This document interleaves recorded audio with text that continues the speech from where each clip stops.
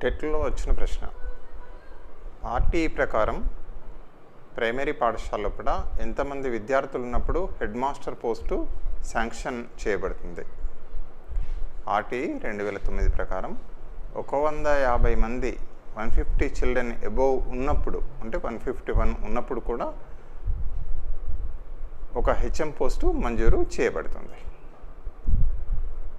Primary పాఠశాలలో కూడా 150 మంది పిల్లల పైన ఉన్నప్పుడు ఒక హెడ్ మాస్టర్ పోస్టు మంజూరు చేయబడుతుంది. అదేవిధంగా 6th, 7th, 8th కనుక ఉన్నట్టయితే అందులోపట మనకు 100 పిల్లలు దాటితే ఒక హెచ్ఎం పోస్ట్ మంజూరు చేయబడుతుంది.